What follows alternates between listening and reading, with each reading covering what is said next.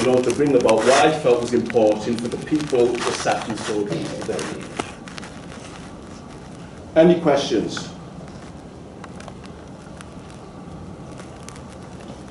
Did you feel that the Muslim community didn't support you once you converted? Because there's a lot of stories of Muslims who not people who converted to Islam when they have all this backlash. Well, not backlash, but they didn't get as much support as they would have received from the Muslim community. What do you mean?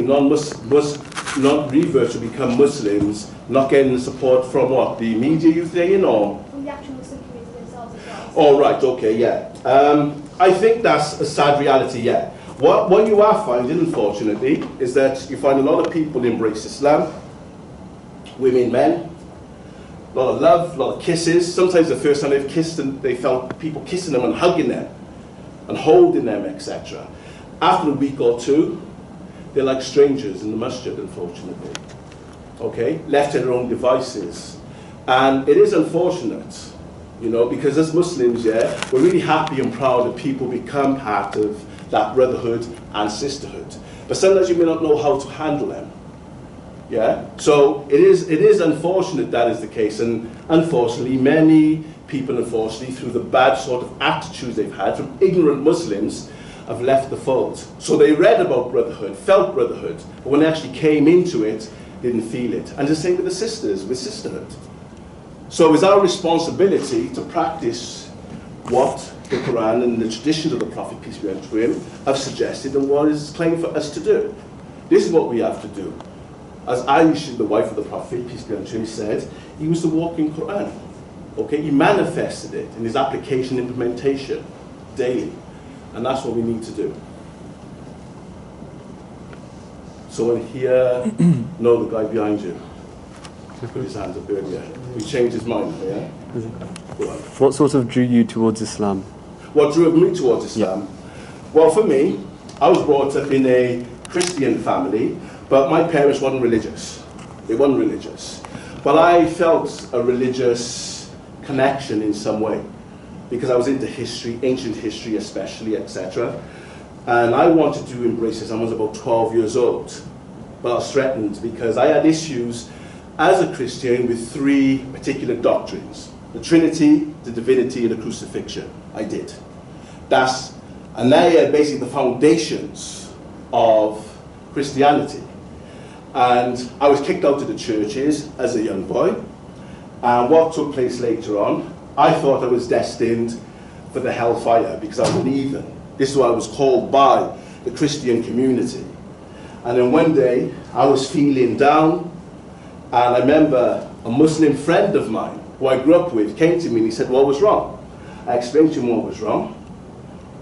He said, well, what's wrong with the actual beliefs you don't believe in? So I said, well, look, I don't believe in the Trinity, Divinity, and the Crucifixion. And he turned around to me and he says, I don't either. We as Muslims don't either. So I looked at him and I thought, what do you mean? Well, you don't even believe in Jesus. He said, we do believe in Jesus. And that's when I was quite upset. I said, I've known you all these years as a friend, and you know I was struggling religiously and spiritually with my being. And you're now telling me that you believed in Jesus. I never even knew that. I didn't even know that part of you at all.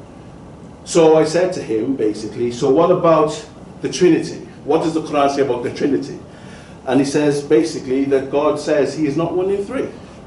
What about divinity? Can Jesus be God? Because I had a problem with this issue. He said, no. The Quran mentions this as well. Okay? And about the crucifixion. I really had a problem with the crucifixion because I felt, if this is a great prophet at the time, why would God want to see him sacrificed in the way and humiliated in the way he was? And he basically turned around and said, well, yeah, this is the case. Because I did know. Because I used to speak to theologians as a 12, 13, 14-year-old. And I did know there were followers of Jesus that didn't believe in the crucifixion either. But Christians don't like to talk about those. They don't. But there were followers at the time of Jesus, peace be unto him, who did not believe he was crucified. Okay? But they don't like to talk about these particular groups. So I was going to embrace this. I'm about 12 or 13. And a family member said if I did, I would be kicked out, I'd be disowned, disinherited. I wanted the Quran. And like I said, there was no literature. There was a friend of mine, his father said there are Qurans in Somalia in English. I'll bring one back for you. He went all the way to Somalia, he went on holiday, he brought me back a Quran in English. There was no Qurans in English in the UK. Well, not in Wales anyway. And I remember reading it. I remember having to hide it under the floorboards, read it in the night, etc. And I was very, very connected to it. I understood the stories. It talked about many of the prophets that I was acquainted with in the Bible. So that's how my spirituality and religiosity started to grow as a result of that. And I ended up embracing Islam in my early 20s. Okay, so that's a nutshell of the reasons why. Thank you. What's the best advice you would give to people when it comes to telling their parents about your message? It is hard for a revert because sometimes we go to extremes. Give an example. One of the things is we become Muslim. First thing we want to do is change our names. Okay? That could be very controversial. And unfortunately, the people who told many of us Muslims to do this were ignorant themselves. Islam, if Islam is studied properly, you don't need to change your name. You can keep your name. The only reason you could change your name, or if you want to change your name, if there's something in there which is negative. Because names have meanings. If the meaning is negative to your development, to your self-esteem, to your confidence, whatever it is, then change it. Okay? So that's one of the first things. So you find that when that spark of faith enters a lot of the non-Muslims, they're very strong and they want to go through this radical transformation, changing their names. Then they will say things like, well, I don't want to, I can't be around you eating pork, drinking alcohol. It's a radical change. And what I would advise reverts to do is to slow it down. Read, study, but understand that the parents or your family have a tradition. Because remember, when Islam is practiced properly, and we've seen this, and non-Muslims have mentioned this, how they lived amongst in peace, especially in places like Islamic Spain, in North Africa, and the Middle East, with Jews and Christians. Very successfully. There were conflicts here and there. Little conflicts here and there, but not the way the West wants it to make out to be if it's studied properly. Okay, they lived amongst them. Okay, they're known as people of the book because we believe in some of their scriptures, and those scriptures are within the Quran itself because they were revealed to their prophets, and those prophets are revealed in the Quran. So that's one of the things I would say, that we need to slow it down, we need to study, and we need to slowly transform into this individual on a slow pace, and let our parents or grandparents or carers try to catch up with that change, because it is radical for them, especially with the onslaught and some of the slogans I have shown you, because that's what they're bombarded with. Muslim women are being oppressed, especially if they're females, or Muslim women are being oppressed. They're forced into to cover yourself and all the rest of stuff, and they can't handle. It's difficult for them. It's really difficult. So it's really important for the revert or the new Muslims to have wisdom in how they respond to their parents, okay? Because Islam is against the cutting of ties, the breaking of family ties, whether your family is Muslim or non-Muslim. Totally prohibited in Islam. Blood ties, lineage is vitally important, okay? Because you belong to something, okay? It's part of you, it's part of your identity, it's your foundation of building you. So this is one of the advice. There's much more things I can say, but that's one of the advice I would say. Take it slow, be serious, and respect and love your family.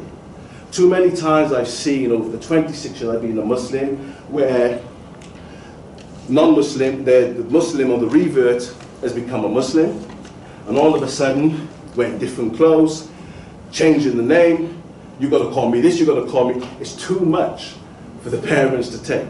Okay? Do it in little bits. But as far as changing your name is concerned, it does not need to be changed. Because the people who told us to change our names back 20, 30, 40 years ago were totally ignorant. They were totally ignorant. They thought you had to. Well, you can keep your name. Unless there is elements or meanings in the name that puts you down, degrades you, denigrates you, or whatever the case may be. So that's what I would say about that. So I hope I've answered your question. Any other questions? Why call like reverts instead of converts, or is it the same thing? The difference between reverts and converts really comes from a Latin word, which means that people were pagan before they became Christian. Reverts means they came from a religious tradition. They were either Christian or Jew before they became Muslim. So they were people of the book, and that's the difference between a convert and a revert. So when you look at people what they call reverts, they're usually from a Judo-Christian background, not a pagan background, like the Romans were before they took on Christianity. And that is the difference between convert and revert. So I hope I've answered your question. The sister here asked a question, I'll come to you. First of all, my English is not well. Okay, no I problem. try to rest. I have a friend who is not Muslim. I'm going to stand by there now. And now he's very open. You've got a friend? Yeah. And he's asking me questions about, basically, these questions about limitations in Islam, like, using alcohol or sex, this kind of things. Okay. And he asked me, don't you think that your God is so limited? Your God doesn't allow you to enjoy life, to experience things.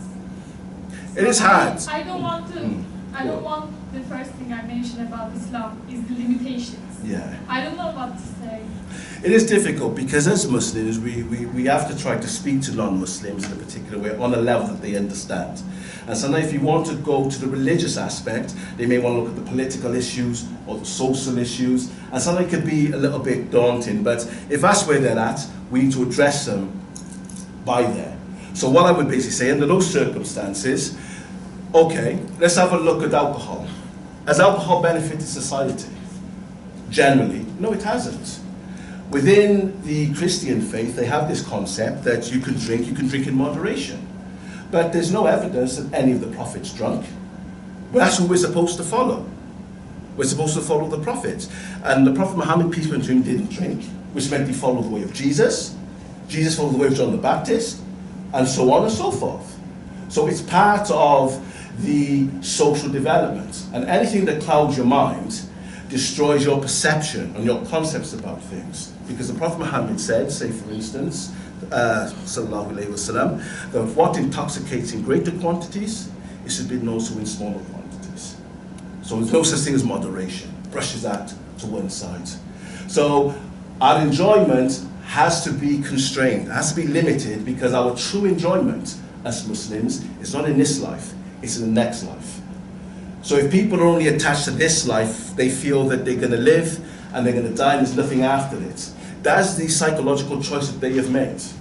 And we have to do the best to try to convince them that this is not the only life and we cannot do whatever we want to do. There has to be rules, regulations, routines for us to stay within the parameters of society so we don't violate other people's rights. Because look what happens with alcohol. Look at the amount of adultery that takes place with alcohol. Marriages are destroyed. And the person, well, I didn't know what I did, I forgot what I did. People running around, stripping themselves nude, naked on a Friday, Saturday, didn't know even they'd done it when they've sobered up, and so on and so forth.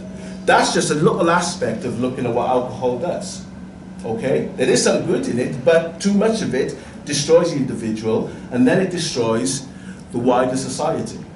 So you just have to make the individual understand that the enjoyment is limited because our true enjoyment is for the hereafter.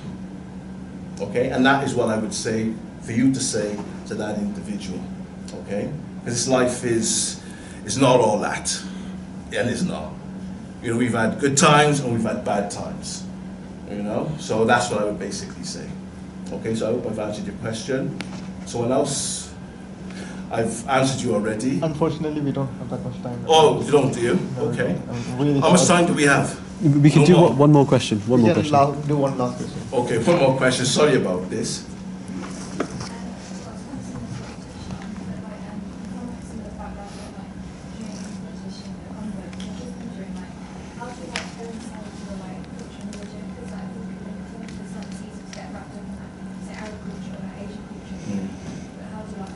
Right, it's difficult to some extent, but it's not.